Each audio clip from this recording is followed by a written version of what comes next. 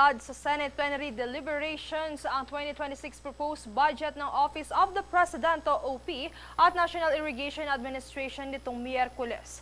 Kasama sa 27.3 billion pesos na pondo ng OP ang budget para sa ASEAN Summit Chairmanship ng bansa sa 2026. Habang ang pondo ng NIA para sa susunod na taon ay nagkakahalaga ng 54.79 billion pesos na hindi rin naharang ng mga tanong at agad na naapruba.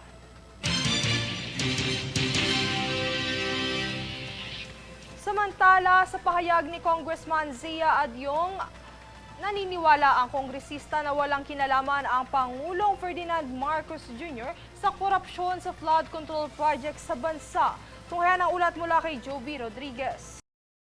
Sa pinakabagong inilabas na pahayag ni ex-Congressman Zaldico, kanyang idinawit muli ang pangalan ni Pangulong Marcos Jr. sa anomalya sa flood control projects.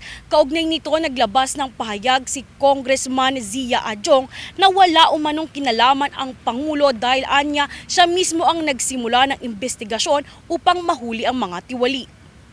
Kasi madali lang talaga mag-akusa behind the camera. What's important, if these allegations are really that serious for him, we join the call of the President that he should really come home.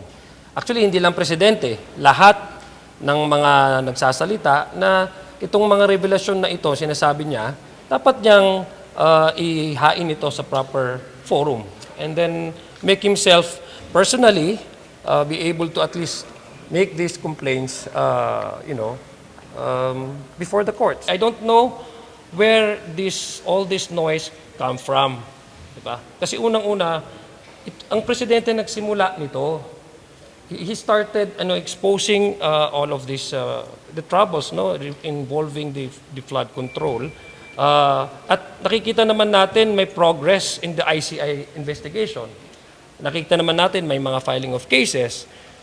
May hindi lang mga regular mga employees ng DPWH, but even some whose names have also came out na medyo malalaki din, no? May mga weight din sa ating ating gobyerno. So I think the president, when he came out with this revelation during the SONA, he is up to finish this until the end, until the final completion of the investigation of the ICI and the filing of actual charges before the ombudsman will be done. Makaraang naglabas si ex-Congressman Zaldico ng kanyang akusasyon sa mga dawit na tiwali sa gobyerno. Ang Pangulong Marcos Jr. ang kanyang idinawit rito at ilang bilyong piso raw umano ang insertion ng Pangulo sa mga proyektong ito. Buwelta naman ni Congressman Zia Adyong, umuwi na muna umano ang ex-Congressman nang maging nasa maayos na proseso ang investigasyon laban sa kanya. Aniya hindi siya papaniwalaan ng mga tao kung hindi magpapakita ng personal at babalik sa bansa. Kaugnay nito, naniniwala pa rin ang kongresista sa kapangyarihan at katapatan ng Independent Commission for Infrastructure sa pag-iimbestiga sa maanumalyang flood control project sa bansa. We still maintain our position that we support the ICI because an independent commission, and then for the recommendation of ICI to reach the ombudsman. So ang sa amin naman, ang position ko personally, if you ask me, I'm confident that the ombudsman and the ICI will also provide and extend the due courtesy and uphold the due process kung sino man po yung mapapangalanan dito sa investigation nila. Sa kabilang banda naman, sa usap-usapan na pagpapalit ng liderato ng Kamara, pinabulaanan ito ni Adyong. Anya wala umanong palitan na magaganap dahil nasa maayos umano ang takbo ng Kamara. Kaugnay nito, hindi rin naniniwala si Adyong sa pagkakadawit ni House Majority Leader Sandro Marcos sa korupsyon sa flood control projects dahil handa umanong magpaimbestiga si Sandro sa ICI kung kinakailangan. Sa isyu naman ng kredibilidad ng House of Representatives dahil sa pagkakadawit ni House Majority Leader Sandro Marcos, anya hindi maaapektuhan nito ang takbo ng Kamara. We will still maintain na tuloy-tuloy pa rin ang ating trabaho. Hindi dapat tayo din ma-distract kung ano man yung political developments na nangyayari. Ang House leadership naman at saka members ng House, tuloy-tuloy pa rin ang ating trabaho. So wala akong nakikitang anything that would at least weaken the House in terms of how we perform our legislative function and mandate. Mula dito sa House of Representatives, ako si Jovi Rodriguez, nag-uulat para sa Golden Nation Network.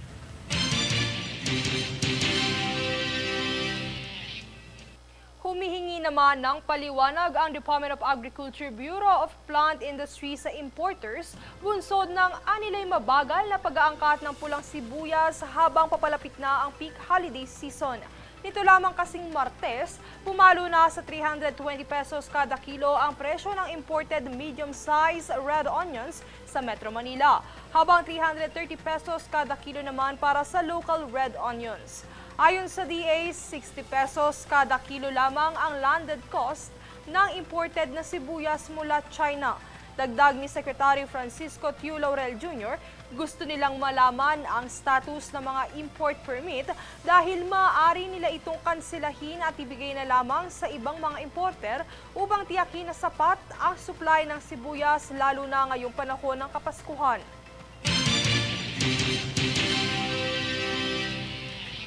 Sa iba pang ulat, kamakailan lang ay inaresto ng Bureau of Immigration o BI ang dalawang Chinese nationals na nagpapanggap bilang Pilipino sa San Pedro, Laguna. Natuklasan ang mga suspect na gumagamit ng pekeng pagkakakilanlan upang iligal na makapagtrabaho at makakuha ng mga armas. Bunsod nito, binigyang diin din ni BI Commissioner Joel Anthony Viado ang matatag na paninindigan ng ahensya kontra identity fraud. Aniya, patuloy ang BI na kumikilos para sa kaligtasan ng pambansang seguridad.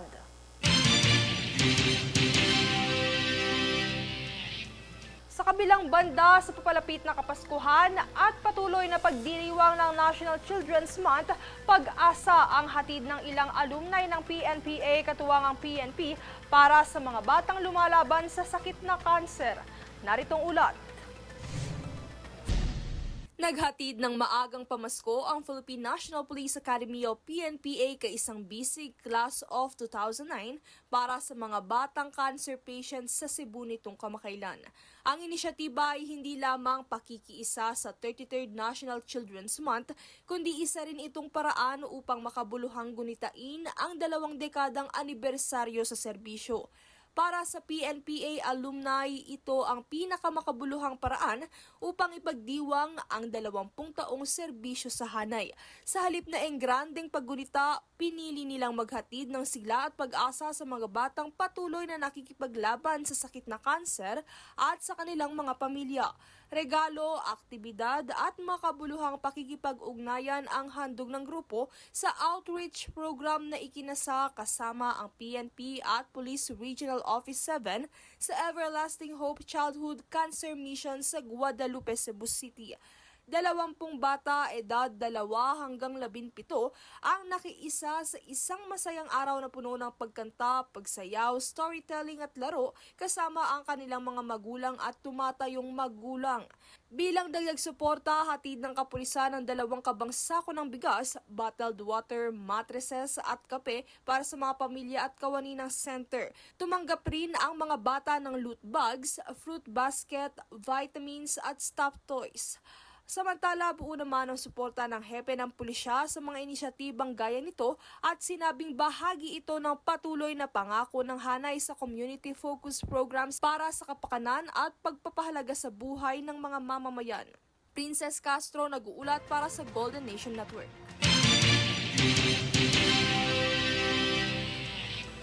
Susunod sa News Force. Pinay worker kabilang sa nasawi sa car stampede sa Tokyo.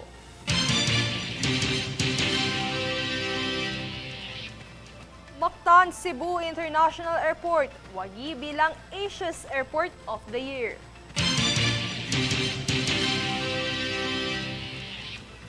Death toll sa Hong Kong building fire incident, itinaas na sa higit 40. President Xi ipinag-utos ang all-out rescue efforts. Manatiling nakatutok para sigit pang mabalita sa pagbabalik ng News Force.